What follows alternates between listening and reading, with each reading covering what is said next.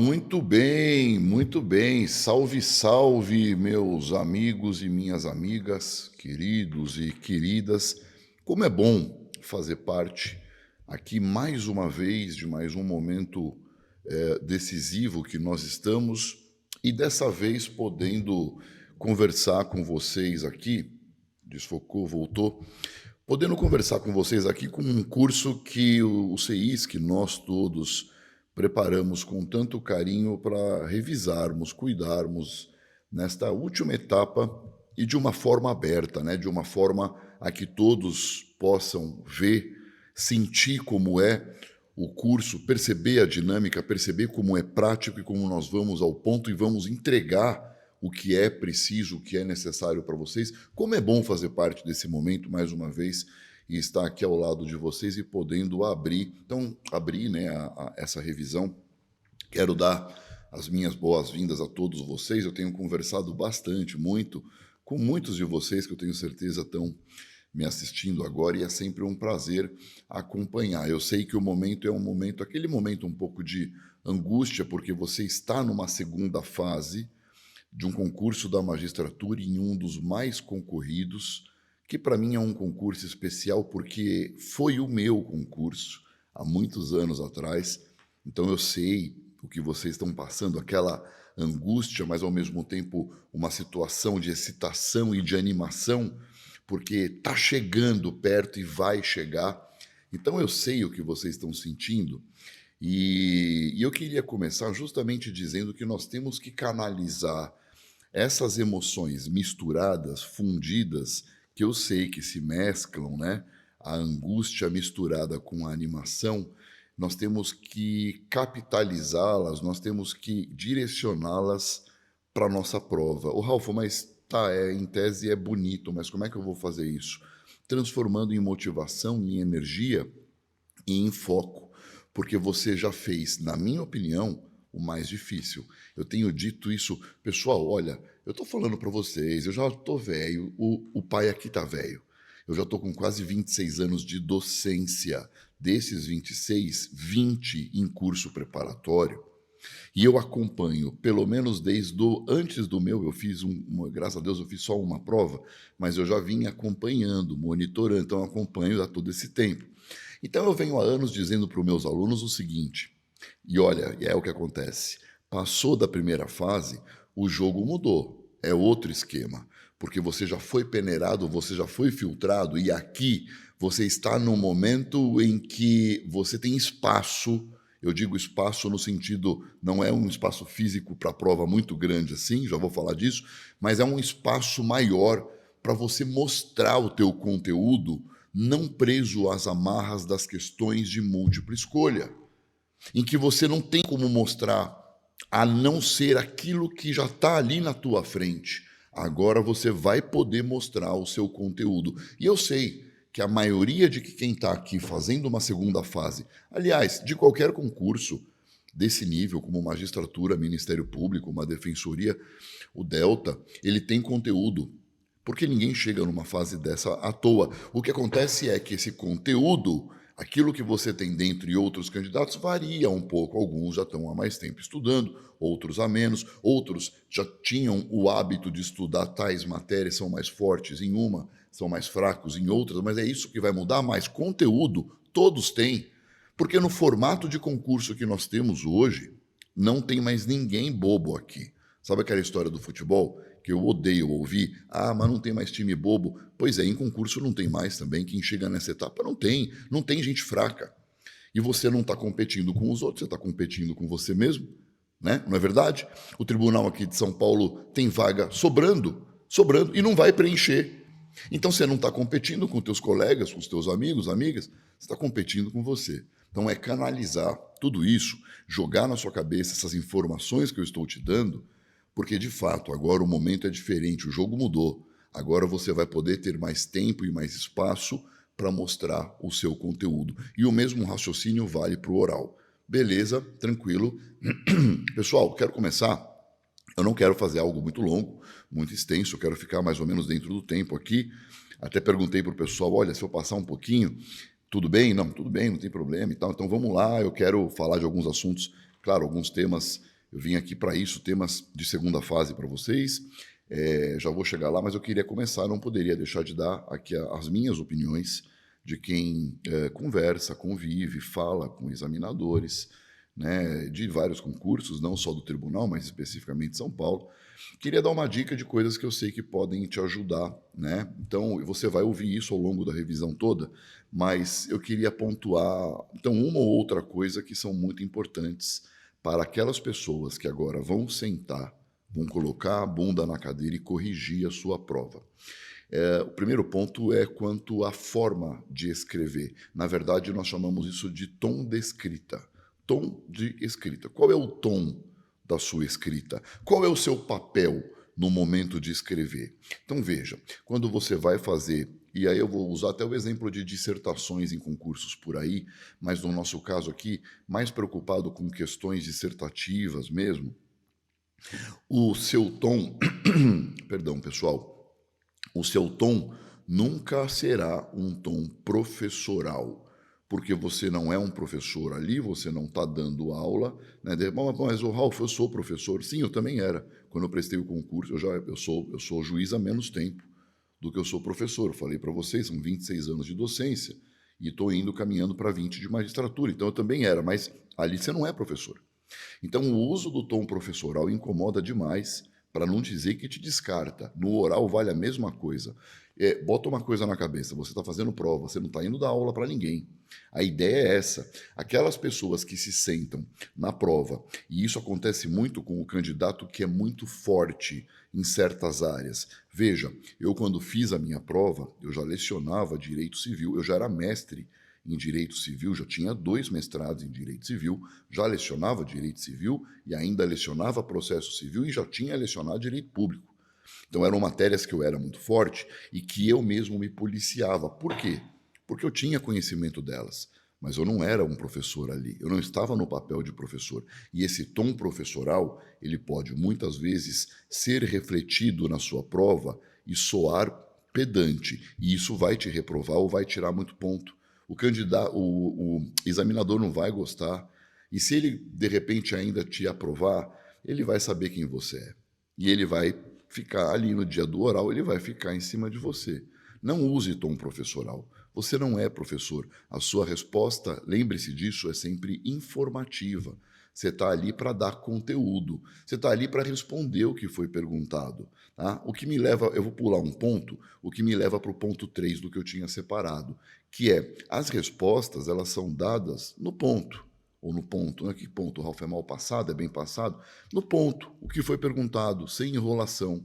Então, quando vier uma pergunta que é mais no formato sim ou não, você já começa respondendo. Depois você fundamenta. Não fica enrolando. Não é aí. O examinador já de cara vai bater o olho, ele está indo por um caminho certo, legal. Agora, quando começa a pergunta é assim, tal e tal coisa funcionam da forma X, Y, Z, uma fórmula bem genérica, você tem que começar respondendo sim ou não, e aí desenvolver o raciocínio.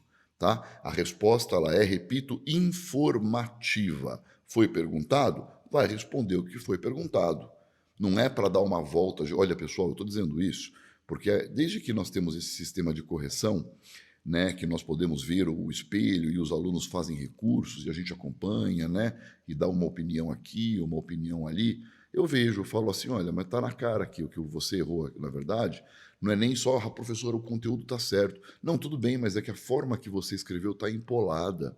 Você escreveu demais, botou assunto que não precisava. Você quis, né, na ansiedade de botar muita informação e mostrar conteúdo, cuidado para quem manja de certa matéria, segura, controla. Bote o que é pertinente. Eu sei que a prova, o tempo é curto, e a nossa prova de São Paulo ela é muito cansativa no formato atual. Você vai estar cansado. Então, quanto mais você se poupar, melhor também. É aquele jogador que precisa saber aonde correr no campo e quando correr para aguentar os 90 minutos, porque vai ser puxado para vocês. O sistema das provas agora de segunda fase estão puxados demais, né? Tranquilo? Então, respostas sem tom professoral, respostas que são informativas e as respostas que vão direto ao ponto sem enrolações. Agora eu volto para o ponto 2, que é a questão da sentença. Veja, na sentença o seu tom é um tom de magistrado. Ali, na hora da prova, você ainda não é um magistrado, uma magistrada, mas a tua sentença tem que ser como se fosse. Então, o tom tudo bem, você vai começar lá, não vai ter o relatório, né? Normalmente o relatório é dispensado, você vai começar a fundamentação. Você ainda não é juiz de direito, pelo amor de Deus. Porque eu falo, às vezes, isso, a pessoa já senta lá, a autoconfiança sobe, o que é muito bom, e a pessoa começa daí também a se perder por esse lado. Você é candidato. O que eu quero dizer é que o seu tom é um tom de magistrado. Você não pode, você não tem a liberdade que eu tenho nas minhas sentenças e decisões de repente, até dar uma alfinetada numa parte. Você entende o que eu estou falando?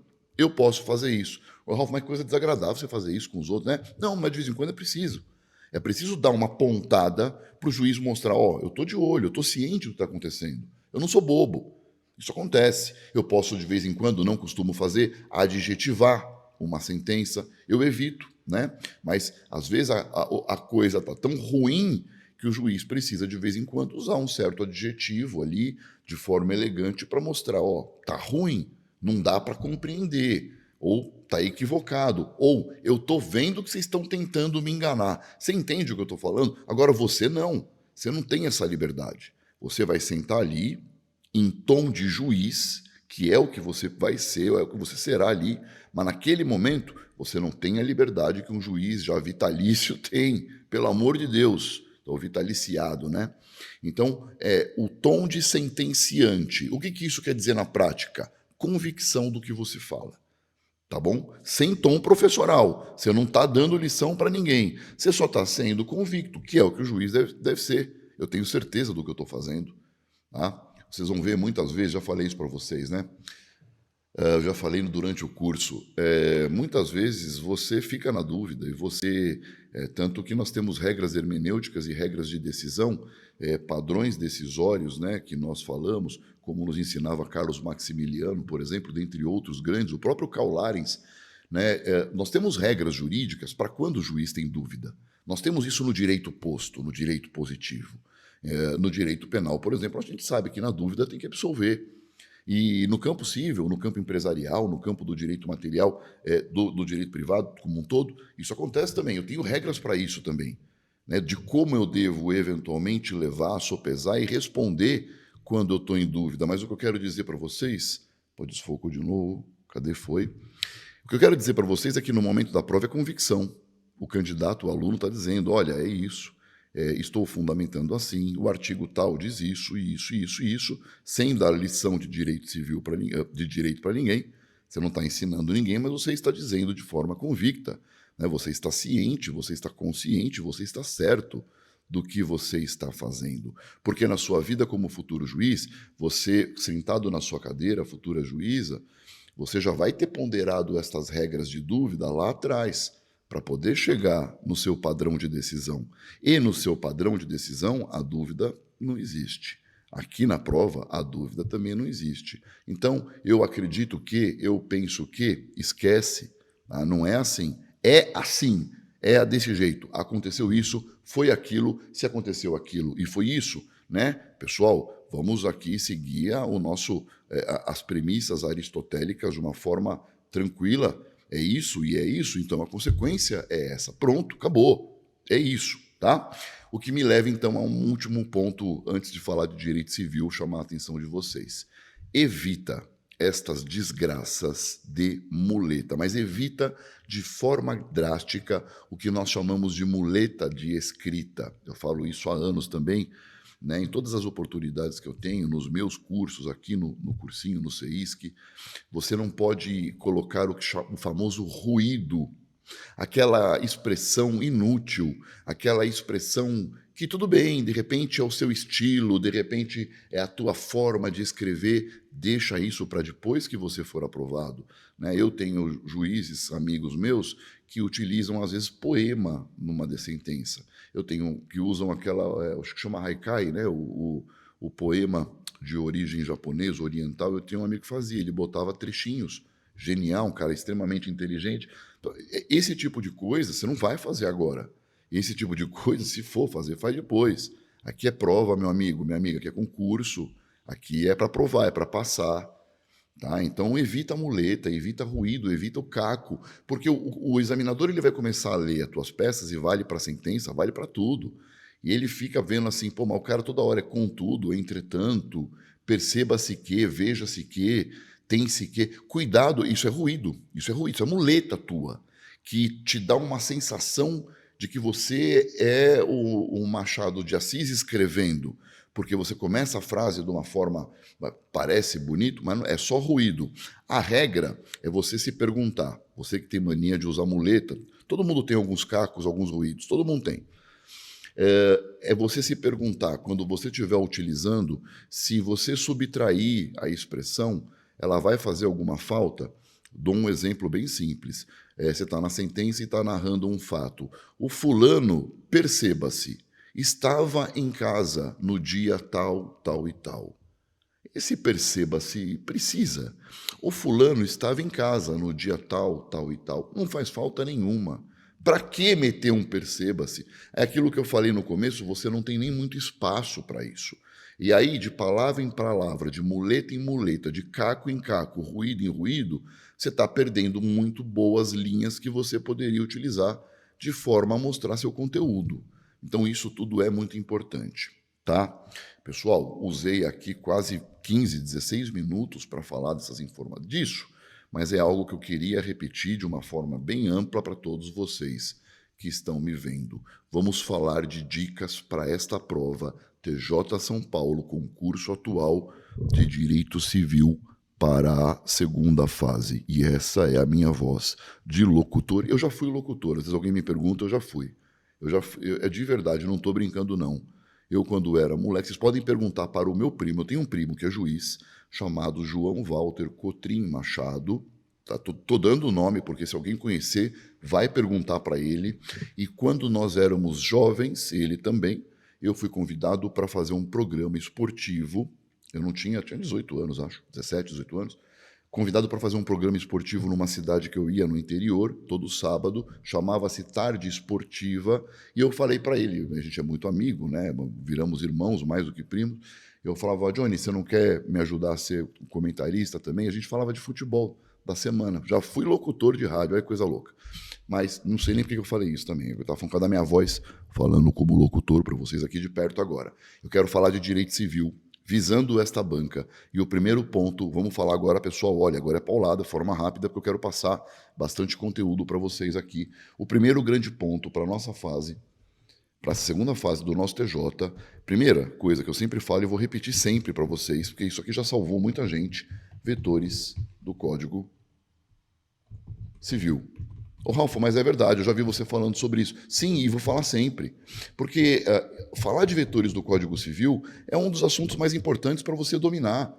Eu digo para vocês o seguinte, olha, quem tem tempo já tinha que estar lendo o livro da professora Judite Martins Costa há muitos anos para entender o Código Civil, já tinha que estar lendo todos os livros essenciais e partes gerais que tratam do assunto, porque isso daqui é imprescindível para qualquer prova. Você entender que o Código Civil de 2002 ele tem 3 grandes pilares: a socialidade, a eticidade e a operabilidade, isso aqui te salva em muitas questões. Eu sou capaz de garantir para vocês que em algum momento da prova de vocês será necessário saber alguma coisa disso e vai te salvar. Quando nós falamos, portanto, então, são 3 os vetores, né? Deixa eu, Ralf, bota aí, já que você chegou até aqui, bota para nós, sim, socialidade, eticidade e operabilidade.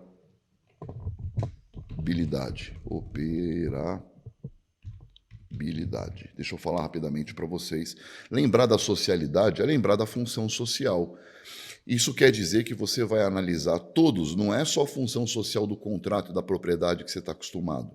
É dizer assim, todos os instrumentos e institutos do Código Civil, e eu vou dizer do direito, porque a função social está na Constituição Federal também, é analisar ou revisitar, fazer uma nova leitura dos institutos de direito privado e, como eu disse, do direito como um todo, é à vista da sua finalidade social, à vista daquilo que se imagina seja interesse da coletividade.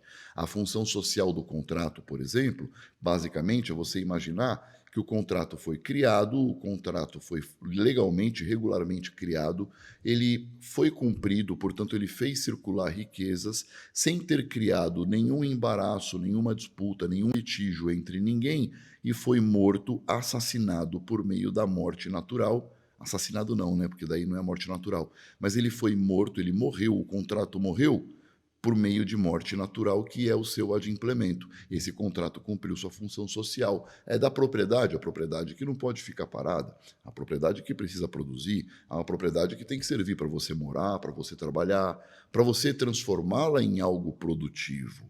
Né? E isso você vai fazer com todos os institutos. A gente fala muito na minha área em função social da empresa.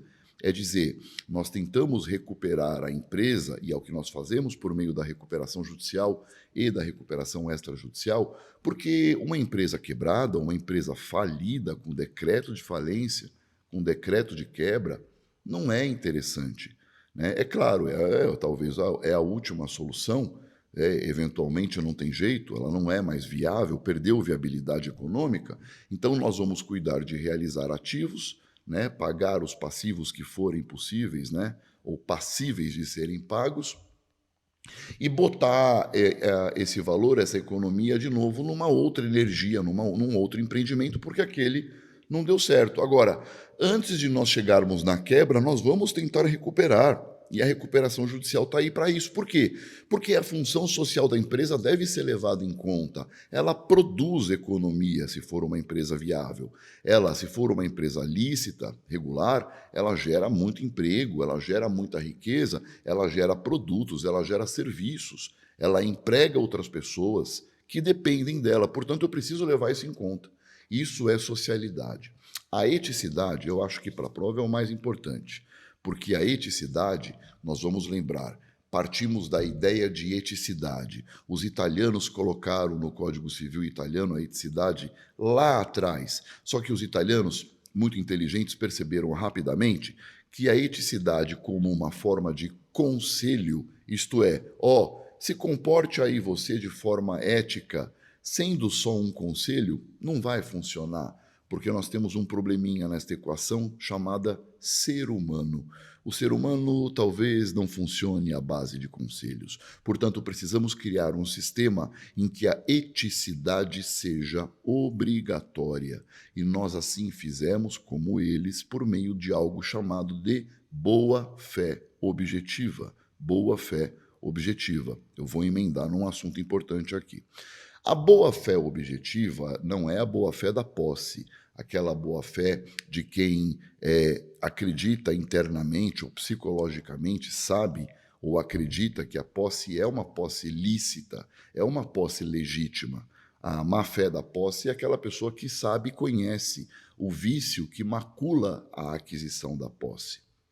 Eu estou falando aqui de uma boa-fé diferente, uma boa-fé objetiva, não subjetiva. Portanto, boa-fé objetiva é parâmetro de comportamento. É uma linha. Imagina, sabe aquelas coisas em sala de aula, quando nós somos pequenininhos, estamos lá na alfabetização. Alfabetização, você não foi muito bem alfabetizado, né, Ralf? Aí a professora bota linhas para a gente no chão. Né? Comigo era assim, tinha uma linha amarela, linha vermelha, linha azul, porque ela falava, olha, agora a atividade é tal, todo mundo nessa linha andando para cá em ordem e tal. A boa-fé objetiva é essa linha. Você tem que andar em cima dela. Se você se divorciar da linha, se você pisar para cá, pisar para lá e sair da linha, você está quebrando a boa-fé objetiva. Perceba, não importa o que você pensa. Ó, professora, Ralfo, saiu da linha. Professora, desculpa, eu não quis, foi sem querer. Não importa, eu saí, porque a análise é objetiva. Ela não está olhando o que o Ralfo quis ou não quis, ela está olhando onde eu estava. Quando eu me desviei da linha, eu quebrei a boa-fé objetiva, porque ela é objetiva. Não é o que eu quis. Olha, eu fiz um show e num show que eu fiz, eu acabei difamando, ofendendo a honra da pessoa. Olha, mil desculpas, não foi a minha intenção. Não importa. Você se desviou do parâmetro do padrão de comportamento. Você tem que seguir os padrões de comportamento sob pena de quebrar a boa-fé objetiva. Estes padrões de comportamento, ou estándares jurídicos, como diz a professora Judite Martins Costa, com apoio no grande professor português Antônio Menezes Cordeiro, que tem a melhor obra sobre boa-fé no direito privado, no Brasil é a da professora Judite, a informação é exatamente essa. Não estou muito preocupado com o que você está, com o que você quis, mas como você fez.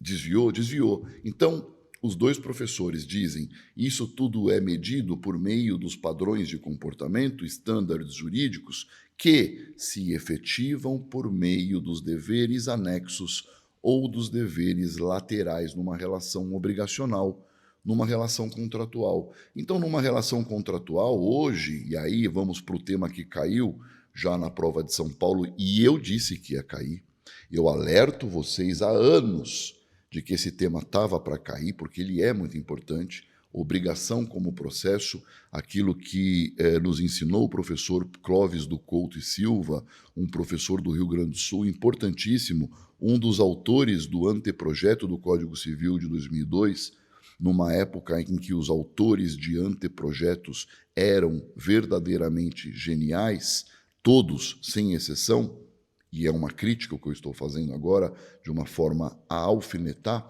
o que se pretende fazer com o Código Civil e a reforma horrível que estão propondo, mas o professor Clóvis do Couto e Silva falava em obrigação como processo justamente por isso, porque não basta hoje para nós apenas cumprir as prestações principais. Imagina uma compra e venda, entregar alguma coisa, um objeto vendido e receber um preço. Antigamente era dizer assim, ó, eu entreguei a coisa, você pagou o preço, acabou, nós fizemos a nossa parte. Não, hoje eu tenho deveres anexos, deveres laterais, gravitando em torno das prestações principais. Se eu, Ralfo, vendi um carro, eu não posso pensar assim, vendi o carro, vou entregar daqui 30 dias, agora eu posso sair por aí que nem um louco, caindo em todos os buracos. Que se dane, já vendi mesmo. Sabe aquela coisa? Tem gente que pensa assim, né? Só vou botar gasolina zoada agora. Pega aí esse gin que sobrou, a vodka, faz um bem bolado, joga um Aperol, joga aí. Põe para mim no... mas não vai rodar, Raul. Tem problema, joga aí. Tá vendo o 51 velho barreiro? Joga também. Não, peraí. Eu preciso colocar e cuidar do carro, colocar gasolina boa e cuidar do carro até a entrega. Eu tenho o dever de informar para você, o carro está impecável, meu carro está lindo. Não tem um detalhezinho, nada. Mas eu ainda assim preciso te informar que esse carro já foi batido. Se ele já foi batido. É uma informação importante. Eu, nas minhas aulas, dou vários exemplos para vocês. Vou contar um rapidamente que eu acho interessante e a gente dá uma quebrada aqui no ritmo para você acordar aí agora. Veja, sempre conto aquele caso, que não foi meu, infelizmente, mas foi de um grande amigo meu, juiz, e nós conversamos muito, ele me procurou sabendo que eu gosto disso, dos casos, e que eu gosto de direito civil. Uma senhora compra um imóvel num bairro nobre da cidade de São Paulo. Vocês já devem ter ouvido essa história. Se tiverem aula comigo, já ouviram. Ela compra um imóvel num bairro nobre da cidade de São Paulo e paga um preço pouquinho abaixo do preço normal, pouca coisa. Essa informação é importante para mostrar que não houve uma quebra de paridade contratual. Não houve quebra, ela pagou um preço só um pouco mais baixo.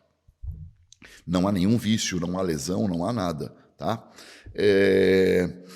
E um dia essa senhora está no prédio, está andando no condomínio ali, encontra uma outra moradora que muito educadamente se aproxima dela e fala assim, pô, a senhora é a fulana de tal, que está morando num apartamento número tal, né?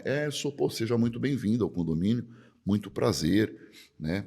Estamos à sua disposição, porque aqui nesse condomínio nós somos pessoas diferenciadas, nós somos todos muito educados, porque é claro que nenhuma pessoa, ainda mais na cidade de São Paulo, eu sou paulistano, eu posso falar, né? Ninguém tem essa educação toda, não. Então, nós estamos vivendo aqui na Disneylândia. Mas seja muito bem-vinda, estou à tua disposição. Mentira, né? Não estou à disposição nada. Daí ela, de repente, fala assim, e eu fiquei muito feliz de saber que, finalmente, o apartamento número tal está ocupado pela senhora depois de tudo que aconteceu. A senhora, nesse momento, muda a feição, né? E depois de tudo o que aconteceu, o quê? A senhora não sabe? Ninguém falou para a senhora do apartamento? E ela, já mais assustada ainda, não, é um apartamento muito bom, acho que eu paguei um preço até um pouquinho mais barato do que porque é um ótimo bairro, adoro shopping aqui do lado e tal. Ela fala: bom, lá foi aquele apartamento onde aconteceu aquele crime em que o cara matou a mulher e depois se matou, e depois se suicidou, se pendurou no ventilador ali, se jogou, deu um tranco e morreu. Até não foi nem de sufocamento, quebrou a espinha e tal. Crime horrível, famoso na época na cidade de São Paulo. A senhora não sabia. E nós não podemos julgar a crença dos outros, né? Nós não podemos julgar aquilo que as pessoas valorizam ou não valorizam em termos de crenças mesmo e até de religiosidade. E a mulher ficou assustadíssima. Talvez você não ligue, mas talvez um outro ligue muito. Ela propõe uma ação, não era de indenização, não. Ela propôs uma ação falando e pedindo, postulando a resolução da venda. Ela queria desfazer o negócio. Eu já vou entrar nesse tema porque era um outro tema separado que eu quero falar. Mas eu quero falar junto aqui para turbinar tudo porque é um tema contratual. A questão toda que se discute no processo, portanto, é a falta do dever de informação que não foi dada pelo corretor nem pelo vendedor, de que naquele apartamento havia ocorrido uma tragédia muito famosa e grande e que comoveu muita gente, até porque quando se noticia, a gente não fica anotando, você fica anotando aí, pô, aquele apartamento, deixa eu riscar da minha lista, não posso comprar mais porque foi lá. Não, ninguém faz isso. Né, foi lá que aconteceu a tragédia tal, o assassinato tal. Ela não sabia, uma cidade grande como São Paulo, ela comprou o apartamento e não se deu conta, ninguém avisou, ninguém falou. Quem deveria ter falado não falou. Aí vem a contestação. Na contestação, meu amigo me mostra, e na contestação vem escrito assim: ela não perguntou. Aí eu que pergunto para vocês: todo mundo aqui já alugou uma casa, um apartamento, ou já comprou? A gente entra e quando vai ver um imóvel, a gente pergunta: deixa eu ver o encanamento, tá bom? Deixa eu ver a privada, tá funcionando? Isso é um detalhe importante. Tá, como é que tá a fiação? Tá funcionando? Ar-condicionado? Tudo tá, né? Encanamento bom? Pô, a gente pergunta esse tipo de coisa. Né? Pô, a internet tem entrada fácil? Tem fibra ótica? Quem aqui de nós entra num apartamento e pergunta para o corretor: ô, deixa eu te perguntar o seguinte, viu? Ali naquele quarto, quantas pessoas já foram assassinadas? Alguém faz isso? Alguém costuma fazer isso? Tem que ser muito louco para fazer, né? Não faz. Esse era um dever do vendedor, do corretor, dizer: olha, esse apartamento aconteceu isso, isso e isso. Muito bem. Houve quebra da boa-fé objetiva, evidentemente, porque o dever de informar não foi cumprido. Veja bem, nós estamos falando de vetores do Código Civil, eu estou falando de eticidade. Só que agora eu vou desdobrar o nosso assunto para mostrar para vocês. Estou nesse vetor aqui, ó. Só que eu estou desdobrando o assunto para falar agora de inadimplemento contratual. Estou fazendo isso, misturando assuntos, como uma forma de render a nossa revisão. Então, agora eu passei a falar de inadimplemento contratual. Por quê? Porque essa senhora comprou um apartamento e ficou sabendo de algo que para ela era muito importante para a realização do negócio jurídico. Ela pede resolução do contrato. Resolução do contrato é uma forma de extinção por inadimplemento. Não é resilição. Resilição é o acordo que pode ser mútuo, ou pode ser o acordo, quando for acordo é distrato, ou pode ser a vontade de uma das partes. Quando nós temos, então, resilição unilateral, a resilição decorre da lei, a resolução decorre do inadimplemento. Eu não vou entrar na questão da rescisão, porque hoje a palavra rescisão é controversa e hoje quase sempre ela, de forma equivocada, quer significar inadimplemento também. Isso na pureza da expressão está errado, tá? Mas eu não vou discutir isso porque é um outro problema e no dia a dia hoje uma ação de rescisão, provavelmente o que se discute é inadimplemento. Muito bem, mas eu vou usar e vou me manter firme, que é o que você deve fazer no termo técnico, que é resolução. Ela pede a resolução do contrato por inadimplemento. Qual foi a obrigação não cumprida? Foi a entrega do bem? Foi o pagamento do preço? Não. Foi a quebra de um dever lateral. Qual dever lateral? O dever de informação completa sobre o produto vendido. Isto é uma nova forma de inadimplemento. Veja lá de novo o nosso assunto. O nosso assunto agora é inadimplemento. Inadimplemento, tradicionalmente, sempre foi inadimplemento absoluto e mora. Duas figuras. Repito, inadimplemento absoluto e mora, que é o inadimplemento relativo. Hoje nós temos uma terceira forma de inadimplemento contratual. Eu tenho medo de cair na sua prova algo muito parecido com uma obrigação como processo e eu não ter falado. A pergunta curta e grossa é a seguinte, veja, é possível nós falarmos hoje, olha que boa pergunta, que a figura do inadimplemento está ampliada? Quer dizer, o conceito de inadimplemento no Brasil ampliou? Está ampliado? Resposta: está, porque hoje nós temos uma terceira via. Nós temos inadimplemento absoluto, nós temos a mora, que se situa no campo do inadimplemento relativo, e nós temos a violação positiva do contrato. O nosso assunto, no fundo, e eu falei tudo isso para nós chegarmos para dizer o seguinte, essa ação, e foi a minha opinião, essa ação tem que ser julgada procedente porque houve quebra de boa-fé objetiva, portanto, houve inadimplemento contratual na modalidade de violação positiva do contrato. Isso é um assunto mais moderno, um assunto mais novo, que ainda não foi tão explorado, não foi ainda tão explorado nos concursos. Tá? Eu estou imaginando aqui coisas, conhecendo os membros da banca, estudando o que eles gostam, falando para vocês. É a correlação e começa tudo lá atrás na eticidade. Veja comigo, né? Nós saímos da eticidade para tratar de vários assuntos, não só no campo obrigacional. Eu estou no campo obrigacional, contratual, mas isso vai se espalhar, a eticidade, para todo o Código Civil. Só estou dizendo para você que, quando alguém cumpre prestações principais, mas ela não cumpre um dever anexo, um dever lateral, decorrente da boa-fé objetiva e, portanto, decorrente da eticidade, ela está inadimplindo tanto quanto aquele que não cumpriu a prestação principal e, portanto, repito, a ação dessa senhora será julgada procedente. Beleza, pessoal? Tranquilo, turbinamos aqui, volta para baixo, é por isso que chama revisão turbo, viu? Agora dá uma olhada embaixo ali, vamos falar de operabilidade rapidamente. Para eu mudar de assunto, operabilidade para nós significa dizer que o Código Civil de 2002 é um código aberto. Quando a gente fala em código aberto, em comparação com o Código de 16, que era um código fechado, o Código 16 era um código fechado. O código aberto, que usa operabilidade ou que tem operabilidade, é um código que se pretende seja mais longevo. É um código para ter uma vida útil maior. E a gente faz e cria este sistema aberto, a gente cria um ambiente de operabilidade por meio daquilo que a gente chama de conceitos elásticos ou cláusulas gerais. Conceitos que são propositadamente amplos, conceitos que são propositadamente vagos, porque será o juiz, vocês aí no futuro, no caso concreto, preenchendo um determinado conceito vago com elementos, inclusive, de fora do direito. Quando isso veio, né, eu posso dizer porque eu me formei em 2000, e algumas pessoas sabem da minha trajetória, a primeira coisa, eu devo muito a essa pessoa que eu vou mencionar para vocês, porque ela foi um dos maiores juristas do Brasil. Eu fui, logo depois de formado, convidado a ser assistente, assessor do professor Arruda Alvim, professor da PUC, saudoso professor, que faleceu alguns anos atrás e que foi meu grande mestre.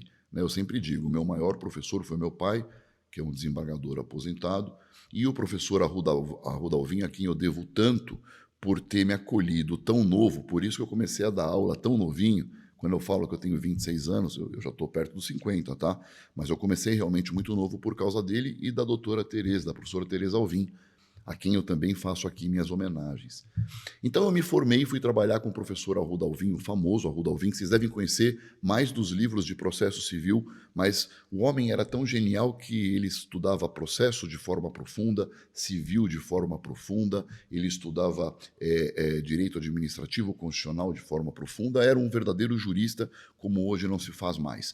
Então eu me formei, vou lá trabalhar com o professor Arruda Alvim em muitos estudos, e o código para sair. O Código de 2002, para sair, veja só, eu estudei sob a égide do Código de 16 e tive que me adaptar também muito rápido, como aconteceu com muita gente, como aconteceu com o Código de Processo Civil em 2015. E aí, na época, eu me lembro muito bem, por força disso, contei para vocês isso, não só para quebrar um pouco a chatice da explanação, mas eu estudava muito isso daqui por conta dele, tinha 20 e poucos anos, 21, 22 anos, e aí todo mundo falava o seguinte: eu não era juiz, né? Ainda tinha alguns anos pela frente para ser, já estava dando uma aula com ele como assistente, mas o que mais se ouvia era: olha, essa operabilidade do Código Civil não vai dar certo, porque ela está dando muitos poderes para os juízes. Os juízes é que vão ter o poder de decidir muitas coisas da cabeça deles. Se eles vão poder preencher por meio de conceitos vagos, de conceitos elásticos, de cláusulas gerais, se é o juiz que vai tirar da cabeça dele, não é bem isso, né? Não era bem isso, estavam falando errado, estavam falando bobagem, como sempre acontece no Brasil. Aquelas pessoas que querem opinar muito rápido para serem as primeiras, isso não é novidade. Hoje a gente vê no Instagram isso, né? Mas isso já acontece há muitos anos, só que em outros canais. Todo mundo quer opinar muito rápido para ser o primeiro a falar. Fala bobagem e não tem medo de falar bobagem. O juiz, então, ele vai tirar da cabeça dele elementos para poder... Nunca foi isso. Nunca foi isso. Cláusula geral, conceito propositadamente vago, é para que o juiz preencha de acordo com elementos que sejam, inclusive, extrajurídicos, mas que tenham um apoio na lógica, na razoabilidade.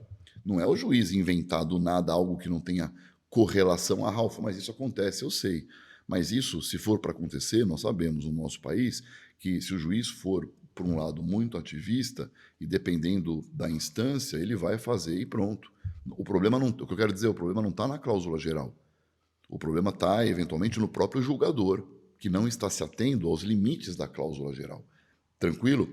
E a grande verdade é que o nosso código hoje, depois de quase 25 anos, aí, o nosso Código Civil, não se mostrou como um código a ser usado de forma desarrazoada pelos juízes por força da operabilidade.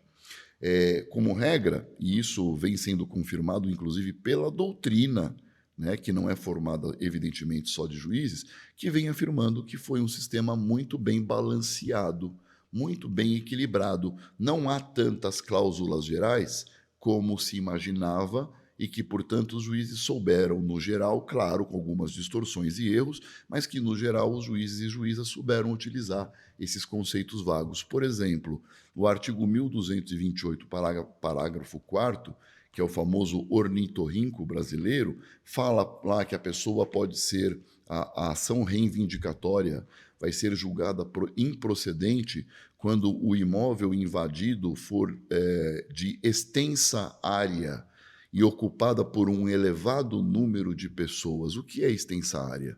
O que é um elevado número de pessoas? Depende do lugar. Em São Paulo, extensa área tem que ser algo muito grande, com muita gente. Elevado número de pessoas, não sei, 1.000, 2.000, 5.000. Agora, numa cidadezinha pequena do interior, onde vocês vão judicar no começo da carreira, extensa área talvez seja algo menor. Elevado número de pessoas, talvez seja 30. É você que vai preencher isso daqui, meu amigo, minha amiga. E nós soubemos preencher de uma forma adequada. Tá? E isso faz com que o código seja, portanto, mais longevo, que o código dure mais, com menos alterações. A comissão de revisão que está aí, e eu tenho vários amigos nela, inclusive eu dei muito apoio quando ela se formou, porque houve muita crítica dizendo que não foi democrático, dizendo que a escolha foi muito pessoal a certas pessoas indicadas, que a comissão não deu oportunidade de debate, e eu defendi, porque ela deu, ela participou, abriu espaço para discussões e debates. A minha crítica atual é que o projeto é muito ruim. O que eles fizeram, com todo respeito, o resultado final é muito ruim e bota em risco estes 3 vetores aqui. Por exemplo, ampliando muitos conceitos vagos com expressões que não têm explicação do porquê quem sugeriu, colocou, talvez vaidade para dizer eu sugeri uma redação melhor que o ministro Moreira Alves, ou que o Clóvis do Couto e Silva, ou que o Silvio Marcondes, ou que o Agostinho Alvim, não sei o que leva, mas grande parte das propostas são horríveis. Né? Então, só para dizer, são eixos do Código Civil que tem que tomar cuidado para não desbalancear, porque eles estão equilibrados. e podem ferir o sistema se forem desequilibrados. Beleza, vamos lá mudar de assunto. Falei disso aqui, eu queria muito falar dos vetores, porque eu acho que isso aqui vai ser muito importante para nós. Eu quero falar um pouco sobre direitos reais. Direitos reais. Começando pela posse, vamos ver se eu consigo falar de propriedade, porque são situações, e aqui eu estou entrando em temas que são temas de predileção da banca. E é interessante porque as bancas do Tribunal de São Paulo, já de um tempo para cá, isso não aconteceu comigo na minha época, né? Mas era muito estanque. O examinador de civil era só civil, o examinador de direito administrativo cuidava só disso. Hoje a banca se comunica. Eu acho que até pela facilidade de comunicação de hoje, com os instrumentos que nós temos, né? O sistema online, o WhatsApp, então é o Zoom, é o isso, é o aquilo. Então o Google Meets, né? A gente usa no tribunal o Teams, então tudo isso facilitou a troca de informação. Os membros das bancas têm se comunicado, têm se falado, têm opinado, o que é muito bom, né? Porque, inclusive, eles acabam falando um pouco sobre o ponto de vista de uma outra matéria, sobre como pode ser aperfeiçoado e tal. Então, eu estou dizendo para vocês que é um tema de predileção de quem vai examinar, especificamente o direito civil, o direito privado, mas é da banca como um todo, é de todos ali. Tá? Todo mundo ali mexe com direitos reais, conhece, tem alguma coisa escrita. Então, lembrar para vocês que a situação possessória, e essa é a primeira informação, ela é muito importante, depende do conceito analítico de propriedade. O conceito analítico de propriedade está no artigo 1228 caput, que traz lá os poderes, as faculdades do proprietário. Usar, gozar, fruir e dispor e reaver a coisa de quem quer que injustamente a detenha. Por que o conceito analítico de propriedade, dos poderes do proprietário, é tão importante para a posse? Porque o artigo 1196, que cuida da posse, ele diz que é possuidor aquele que tem de forma plena ou não qualquer um dos poderes do proprietário. Então, deixa eu exemplificar para vocês aqui. Esse telefone é meu, e ele é meu mesmo, só que eu estou dizendo para vocês que ele é meu. Mas se vocês me veem usando ele na rua, só de eu estar em contato físico com ele, como eu disse, eu estou usando. Então eu, no mínimo, e é isso que normalmente acontece, eu, no mínimo, devo ser o possuidor, e eu até explico por que eu estou falando e usando a expressão devo ser. Eu devo ser o possuidor porque, no mínimo, eu tenho um poder pleno de uso. Por quê? Porque o telefone está inteiro na minha mão, está inteiro sob meu jugo aqui para eu fazer com ele o que eu quiser. Abrir, ligar, entrar no WhatsApp, jogar um joguinho, né, fazer alguma coisa aqui, trabalhar. Isso faz de mim possuidor a princípio. Tá? Então, normalmente, o possuidor ele vai se retratar e se configurar usando literalmente o poder, a faculdade de uso do proprietário.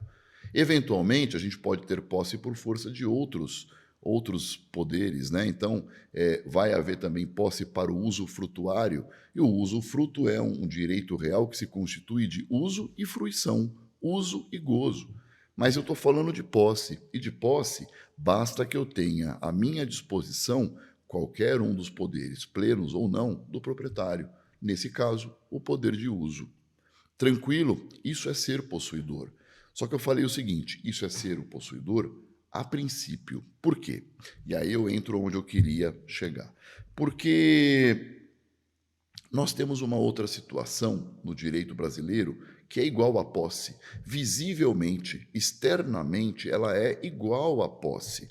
Quem olhar para mim vai achar que é posse, mas, de repente, isso pode ser detenção. O nosso problema é o seguinte, deixa eu explicar e ser bem claro com vocês. O nosso problema é que no direito brasileiro, a propriedade, a posse e outros direitos reais de quem olha não nos permite concluir de forma absoluta nada.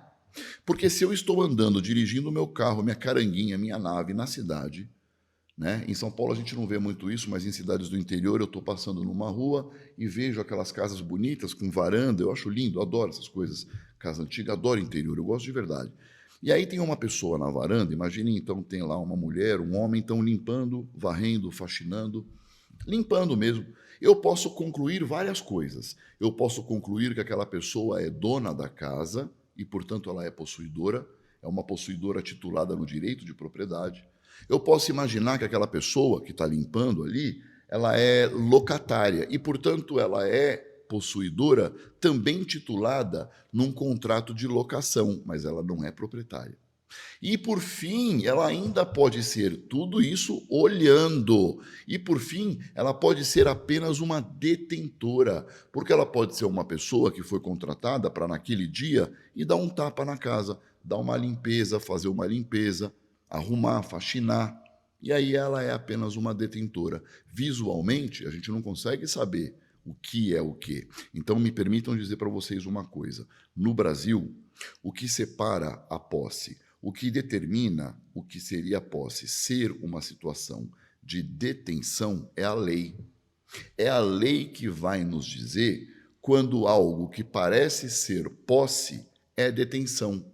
Por isso que no direito alemão, de onde nós trouxemos muito dos direitos reais para os alemães, os Sachenrechts, nós trouxemos, nós usamos, nós nos espelhamos demais no direito alemão, no estudo e na formulação dos direitos reais. Lá os alemães chamam a detenção de posse degradada. É uma posse de baixo nível, você entende? Uma posse degradada, como o nome quer dizer. Então é como se dissesse assim, é uma posse, só que é uma posse menor, é uma posse de valor jurídico menor, mas isso porque ela é visualmente igual. Então, no Brasil, o que define posse de detenção, e esse é um assunto muito importante para você, até pensando numa sentença que de repente seja de uso capião, eu mencionei durante os nossos cursos, eu mencionei isso para vocês, um assunto excelente seria esse, envolvendo posse, propriedade e aquisição da propriedade e posse, seria uso capião. Né? Uma pessoa, por exemplo, o caseiro, né, que esteja morando numa casinha que fica dentro de uma propriedade maior de um dono, uma casa de veraneio, uma casa de praia, ele não é possuidor, embora pareça. Pô, mas Ralf, ele está morando dentro da propriedade, ele está morando dentro do imóvel, numa edícula, numa casinha feita para ele. Como é que ele não é possuidor? Ele não é. Ele é o famoso fâmulo da posse, servo da posse no direito romano. O artigo 1198 diz que aquelas pessoas que estão numa situação de dependência para com outra e detendo a coisa em nome desta outra pessoa, inclusive seguindo suas orientações, ela é detentora. Então, quando eu estou no curso, nos estúdios do CEISC, e eu estou lá usando o microfone que fica aqui, o microfone que fica, né, a gente pendura aqui e ao mesmo tempo fala aqui e tal, parece que eu sou possuidor do microfone, aquela caneta para lousa digital, parece que eu sou possuidor, eu não sou. Eu sou detentor. Por quê?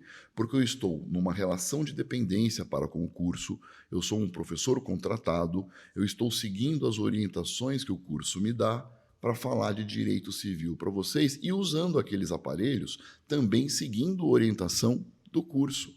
Portanto, eu sou um detentor daqueles aparelhos e não possuidor. Você percebe? Há uma relação de subordinação, há uma relação de dependência minha para com o curso. De modo que o que eu uso lá no curso não é posse minha, é detenção. Tranquilo? Outra situação de detenção importante para nós, definida por lei, são os atos de permissão e tolerância. Quando houver permissão e quando houver tolerância de uma pessoa com relação a uma coisa, ela não é possuidora, ela é detentora. Exemplo, um amigo meu me liga, e nós homens somos muito parceiros para essas coisas, né? Me liga e fala assim, Ralf, hoje as mulheres são também, é que eu brincava muito com isso antigamente, e eu brincava que as mulheres não são tão parceiras assim e que elas são mais competitivas umas com as outras, né? Eu sempre tive essa visão, que não é uma visão machista minha, não, porque eu acho que não tem nada a ver com isso, é uma constatação empírica de que me parece, né, que os homens eles têm uma relação de amizade um pouco mais desprendida e as mulheres parece que são mais competitivas entre elas. Eu não sei se isso continua desse jeito, nem se sempre foi assim, mas eu brincava com isso. Eu fazia essa piada, eu falava, olha, nós homens temos amigos de verdade, porque quando nós precisamos e tal, e as mulheres nem sempre umas ajudam as outras, porque se as mulheres ajudassem umas às outras, elas já teriam dominado o mundo, porque elas são mais inteligentes, elas são mais ágeis, elas são mais habilidosas, elas são multitarefas com essa capacidade de fazer tudo ao mesmo tempo, só que elas não são unidas, eu brincava. Mas só para justificar, para ninguém falar que eu estou sendo machista. Mas a questão, a brincadeira é a seguinte: então, um amigo meu me manda uma mensagem e diz: olha, eu terminei meu relacionamento, briguei com a minha namorada e ela me botou para fora de casa, eu não tenho onde ficar. Posso ficar um pouquinho aí, alguns dias na sua casa? Eu, bom, pode, né? Você é meu parceiro, vem para cá. Aí, quem olha de fora e vê meu amigo dormindo no sofá da minha sala, vai falar assim: ah, ele é possuidor, ou ele mora aí com o Ralph, sei lá, eles são amigos, não sei. Né? Estão dividindo o aluguel, podem pensar um monte de coisa, mas a verdade é que ele não é nem proprietário e nem é possuidor, ele é um mero detentor, porque ele está na minha casa tolerado, não é no sentido ruim, pejorativo, é juridicamente tolerado, juridicamente permitido. Ele não tem título nenhum para estar aqui. Ele é uma visita que está ficando um pouco mais de tempo, porque brigou com a namorada até ele voltar, ou até ele pedir desculpas, ou até ele arrumar um outro apartamento, uma outra casa, mas é temporário. Então ele está permitido, ele está tolerado, é isso. Ele não é detentor. Agora veja, olha o meu raciocínio, porque é isso que eu preciso de você na prova. Eu um dia chego para o meu amigo e falo o seguinte: meu parceiro, eu estou vendo que você está gostando bastante dessa vida de solteiro. Eu não estou vendo muita movimentação da sua parte em voltar com a sua namorada. Até me desculpa dizer, mas eu já vi ela com uma outra pessoa. Ou não estou vendo você muito interessado em procurar um emprego ou outra casa. O cara, sabe aquele que o homem também tem, aí tem esse negócio do homem também. Vai ficando, se encostou. Pô, o Ralf está aqui me ajudando, está pagando todas as contas, para mim tá bom. E nós, homens, precisamos ser estudados porque nós somos capazes de viver o resto da vida à base de pizza e vodka. Eu não, né? Porque eu me cuido, eu tenho meus treinos, tenho meus objetivos aí de competição e tal. Então, minha vida é bem regradinha. Mas aí eu chego para esse meu amigo que está... Opa, foi... Eu chego para esse meu amigo que eu acho que está abusando demais e falo para ele: olha, meu parceiro, é o seguinte, não dá mais para continuar desse jeito, não tem como. Deixa eu te fazer trocar uma ideia, dar um papo para você aqui. É o seguinte, você não quer ficar aqui em casa mais tempo, sem tanta pressa, para você procurar com calma um lugar, ver como a sua vida fica, mas o que você acha de você me ajudar pagando metade das despesas da casa? E aí, inclusive, eu tiro você do sofá e te boto naquele quarto. Ele até olha ali e fala: mas tinha um quarto todo esse tempo e você me deixou na sala? Né? Aquelas coisas de filme de sitcom americano. Pessoal, juridicamente, parem para pensar comigo, porque é isso que eu preciso de vocês na prova. Juridicamente, o que é que está acontecendo aqui? Juridicamente, nós estamos no plano pré-contratual, nas etapas do intercontratual, e neste exato momento eu acabei de fazer uma proposta, uma oferta. De modo que, se este meu amigo aceitar, olha como a gente já mudou de assunto, como se este meu amigo aceitar de forma pura e simples, isto é, se ele me responder sim, eu quero, sim, eu aceito, nós temos um contrato. Se ele fizer, aproveitar a revisão, né? Se ele fizer qualquer adição, se ele fizer, olha, eu aceito, mas eu quero isso, eu aceito, mas tem que ser assim, isso não é aceitação, isso é contraproposta ou contra-oferta. E aí não existe contrato ainda. Mas digamos que ele me responda assim: eu quero, eu aceito, Ralf, eu te ajudo a pagar metade das despesas. Neste momento surgiu contrato. Neste momento, esse meu amigo deixou de ser um detentor e passou a ser um possuidor. Por quê? Porque agora ele não está mais meramente permitido ou tolerado. Agora ele tem um título para estar comigo. Isso não é bem um aluguel porque é um contrato atípico, mas ele passou a ter um contrato. Nesse momento ele virou possuidor e só nesse momento ele virou possuidor. Tá? Veja como isso tudo é importante numa questão envolvendo o uso capião e a aquisição da propriedade, porque é justamente o que vai delimitar. A pessoa para uso capi tem que ser possuidora. Se o caseiro morou no imóvel 45 anos, mas foram 45 anos trabalhando ele só foi detentor, ele não teve um dia de posse. Como é que ele vai poder querer usucapi? E eu sei o que eu estou falando, porque eu fui juiz de registros públicos das duas varas de São Paulo, da primeira e da segunda, durante 7 anos, trabalhando todo dia com uso capião. Isso é muito comum. A pessoa fala, eu estou na casa há mais de 60 anos. E quando você vai ver, não tem quase um dia, ou não tem 1 ano, 2 anos de posse, porque ela era detentora. Isso é muito importante verificar. E por fim, então, a posse dependente, a detenção de relação de dependência, a relação de tolerância e permissão e por fim, não é posse, mas é detenção quando a aquisição da posse se dá por meio de violência que ainda não cessou ou de clandestinidade que ainda não cessou. Resumindo, quando a posse for adquirida por meio de violência, enquanto a violência permanecer, eu não tenho posse, eu tenho detenção. Quando eu estiver adquirindo a posse por meio clandestino, enquanto durar a clandestinidade, eu não tenho posse, eu tenho detenção.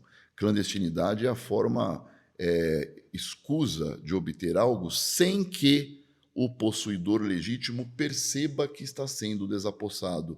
É o caso do interior, a gente julga muito, vocês vão julgar isso aí com certeza, em cidades do interior, em zonas rurais, o camarada que empurra todo dia a cerca meio metro para frente, e ele faz isso escondido, ele olha para um lado, ele olha para o outro, veja a minha atuação cênica, quando ele percebe que não tem ninguém olhando, ele empurra a cerca um pouquinho para frente. E depois de 30 dias, ele aumentou o espaço dele nos 20 metros quadrados, nos 30 metros quadrados. Mas ele está fazendo isso de forma clandestina, porque ninguém sabe, ninguém está vendo. Então ele não é possuidor ainda, ele é detentor. Agora veja, no dia que ele fala, já consegui o espaço que eu queria, eu vou construir ali, olha o que eu vou fazer, eu vou construir ali uma churrasqueira gourmet com uma piscina do lado. Nesse dia, ele está dando publicidade para os outros. Ele virou cara de pau. Eu costumo dizer que ele largou a vergonha e falou: agora que se dane, agora eu vou construir. Eu já consegui o espaço que eu queria, eu vou mandar bala ali. Nesse dia, ele deu publicidade. No dia que ele começou a construir, no espaço que ele, de certa forma, ganhou ilicitamente, nesse dia ele deixa de ser detentor e passa a ser possuidor. Só que ele é um possuidor diferente, né? Ele é um possuidor injusto. A posse dele é uma posse injusta. E, além de injusta, é uma posse de má fé, porque ele sabe que ele adquiriu de forma irregular. Beleza, pessoal? Esse ponto é o mais difícil em direito, é a distinção de posse e de detenção para fins de concurso público. É claro, eu fiz uma revisão por cima, porque são 2 assuntos ligados com a propriedade, com os poderes do proprietário, usar, fruir, gozar, dispor e reaver a coisa de quem quer que injustamente a detenha, são assuntos muito relacionados, muito afetos a diversos assuntos que podem aparecer para você na prova, de forma direta, de forma sobre posse, de forma sobre propriedade, de forma sobre uso capião, e quem sabe eu não estou aqui mais uma vez, quem sabe, acertando algo como já aconteceu antes e dando sorte para vocês.